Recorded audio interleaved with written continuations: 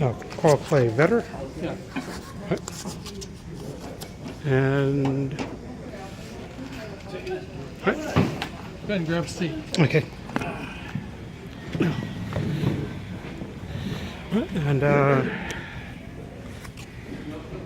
And where are you based out of? I have a studio down in New Mexico. It's in a big, huge canyon called Mystic Canyon. Yeah, how far? 'Cause I've got a cousin in New Mexico. Oh, really? Yeah, so yeah, 'cause he, yeah, You're a little familiar with the state. yeah. I haven't really been there myself, because but yeah, and what sort of books do you normally write? Well, right now I'm working on a series called Crossbreeds. I'm up to 3 books. The basic premise is that at puberty, children begin to manifest strange animalistic features. So one of the lead characters, Butch, starts out in life as a young Mongolian boy, Yeah, but at 13 he starts to turn into a snow leopard. yeah, Nobody knows exactly what the cause is. This, of course, causes panic and chaos when children all over the world start to change, developing canine and feline features. Some of them will have horns. Now you can imagine what people are going to start thinking if there's no scientific explanation. What could be the cause? Is it the end of the world? Is it the wrath of God? Is it some scientific experiment gone horribly wrong? Nobody knows. Government doesn't know. Worldwide panic, chaos, you know how people are. They start developing conspiracy theories and everybody's going crazy. So my first 2 books take place 35 years after the first appearance. yes, And the country is in turmoil, and you have most of the cities have been devoured by all these new mutants that show up that are very cannibalistic. Then what you have is a small group of really tough, reliant people that are starting to rebuild the country, a few small towns at a time. And that's kind of where the first 2 stories take off. Book 3 kind of takes a look back at the beginning, how it all started. And it's kind of a retro look. I'm halfway through book 4, and that will introduce a bunch of new characters. yeah. And are those graphic novels? No, not at this point. However, I've recently, in New Mexico, you can't throw a rock in any one direction without hitting an artist, a writer, a filmmaker. They're everywhere. Yeah, And I just discovered a couple of really fantastic artists who they've been reading my books, and they emailed me some pictures that are just phenomenal. So yeah, I'm thinking going with a graphic adaptation. yeah, and also, since you said hard to find, it's you can't throw a rock without hitting a filmmaker. I think that might that might be a good idea. Just a Kickstarter for a movie. Well, Kickstarter has made it possible for people in the really low-budget independent film industry to raise funds without the use of a producer. Right. I recently started Karl Studios on my ranch, and we have big canyons, we have a river, we have a forest. So I have all the natural scenery to produce any kind of movie I want. And I think I could probably find as many zombies as I need. Vampires, they're everywhere. Yeah. And they work cheap. So I think I could put together a pretty decent low-budget movie. Yeah, and then with internet distribution, I just need a few good fans who are out there. Well, social networking is important. You've got to have your websites, your Facebook, your Snapchat, Twitter. Everything's got to be lined up. For the last few years, we've been developing our websites, getting them ready. Because once you start, you can't back up and say, "Oh, gee, we should have done this." And I'm doing it with the books. I started out ebooks on Amazon, and then using their Create Space, I was able to produce paperbacks, print to order. You can order 1 or 100 or 1,000, doesn't matter. Nice. And I get hundreds at a time to do the shows. I travel around doing comic conventions and steampunk. Do you ever do Ren fairs? Oh, I'll do anything. All right. Gun shows, Ren fairs, you name it, I'll do it. Any excuse to get dressed up. Yeah. Same here. Yeah. And then it's looking at your. Well, what I like to do is, you see, I've done a lot of book signings. Yes. And the problem with a new author out there, doesn't matter how good your work is, if you don't really have a big name, you're not going to get a bunch of people to line up. So you sit and you wait and they come along and you talk to them. And what I found was that if I was selling something like this steampunk cutlass, now I will get all kind of people, men and women, come over and they'll look at this. They want to hold it, they want to check it out. And while they're looking at it, they go, by the way, I write these novels. Nice strategy. Yeah. So I've lured them in with something sharp and shiny. Yeah. Now I got their attention, and while I start pitching my story, you know, they'll look around and they'll find something, you know, I've got pocket knives and swords and things like that. And I've always collected blades, and I have in my studio over 200 hanging around. When you walk into my studio, if you don't know what's going on, you see 200 blades hanging from the ceiling, you start getting kind of nervous. You start thinking, gee, what is this guy, a serial killer? What's the deal? Which might be a good theme for a movie, you know, a guy who collects knives and... and also, since you do gun shows, how much of a firearms collector are you? I've mostly been involved in blades as a kid. I don't really collect guns. Yeah.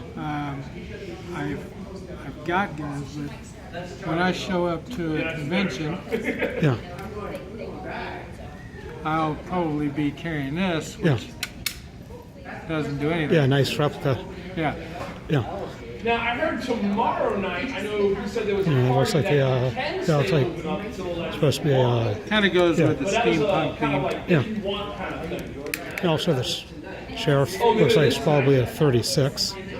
Yeah. Which. No, the licensing for gun shows is pretty intense, and I can get away with hauling 1,000 blades around with me anywhere I want. No problem. If I got pulled over and had that many guns, I'd be a terrorist. Yeah, I understand. I was like, but no, 1,000 knives. They're like, can't ever have too. Can't ever have too many knives and swords. Because the only thing better than 2 good swords, 3. Right now in New Mexico, when I get down here, I'm going to go back down there. And we're starting to build a new addition. I'm putting in a frontier village. We're right on the highway going up to Billy the Kid country. Nice. And we'll rent those out to crafters, artists. We'll have art fairs and craft festivals and things of that nature. We'll be bringing in costumed events, recreation groups. Now we're kind of in the country, so we have a beautiful natural backdrop with flowers and trees and rivers. We have a lot of wildlife on the property. And you're right on the main highway going to Ruidoso, which has horse racing and skiing and things like that. So it's a big tourist area. And my ranch is right between 2 major towns. And I think that this is going to be a great place for crafters and artists to show their wares. And we'll be doing like weekend events. Do you know when it'll be opening up? Well, I break ground in February. I'll have a small crew. I should have the first ones available to rent within a month or 2, and I'll just keep adding on, and hopefully by summer I'll have 10 to 20 units available, and by October, if all goes well, we're going to decorate for a haunted attraction, and that'll be the beginning of bringing in actors, and eventually I'll build up a crew of actors and film people, and we'll start thinking about shooting a movie. And You can't Yeah. just make a movie. Right. It's not like you go and get a camera and shoot a bunch of stuff and edit it and make a movie. You have to have a lot of other support people to really do it. Even if you're doing a low budget film, Yeah. you've got to have artists. You've got to have advertisement material. You've got to do a lot of different things. You have to have technical people. People that are really smart with editing, features, special effects, things like that. You've got to have prop people, fabricators. You've got to be able to, put together your sets. You have to have set designers and decorators. Now, you can get away with 10 or 15 people and make a, movie, but yet they have to be very versatile people. They have to. Yeah. So I've discovered that Justin and his wife, Angie, they are artists, they're sculptors, they're glass blowers, they're musicians. They can do so many different things, and they're really, really talented artists. So by finding two people like that, you fill 3 or 4 slots. And I think it'll be fun working with people like that. And Yeah. they're all over New Mexico, full of artists. Yeah, because I figured that would be they're saying that was a good place to find talented artists, and and I know you have to have someone who's a one-stop shop. Yeah, you can't just throw it together. It takes, Yeah. and then if you're going to promote this thing now, using similar techniques with Amazon, you can go straight to DVD Yeah, and produce your DVD. I haven't gotten to that point yet, but it is a tool that's available. yeah, But you still have to promote it. You Yeah. still got to get out. You got to go to film festivals and things like that to promote it. So that's a big part of the process. yeah, and then with digital download, you might not even need the DVD. Yep. Technology nowadays has made it so that anybody can fulfill their dream.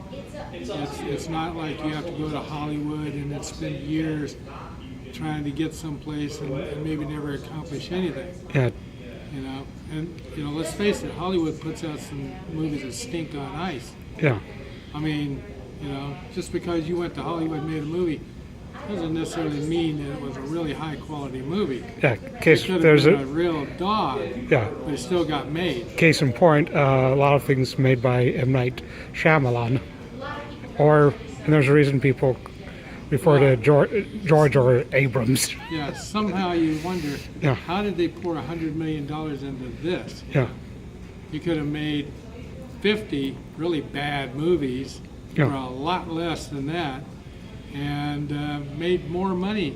yeah, or 50 good movies. You can put together.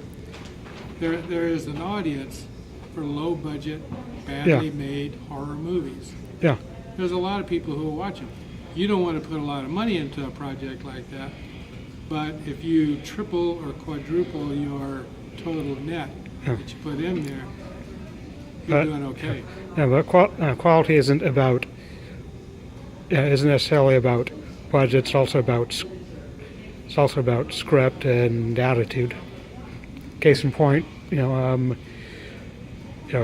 people like Ed Wood films and Still around. still out, and might not be the best films, but they're fun.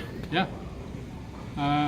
And that's another thing. If Yeah. you can put that little edge of fun in Yeah. there, okay, we know it's a bad movie. Yeah. We know it's not the best editing, and we know our actors Yeah. suck. But you know what? They're giving it their best shot. Yeah. And if you're entertained by it, even if all you do is throw popcorn at the screen, And laugh, yeah, at least you're having.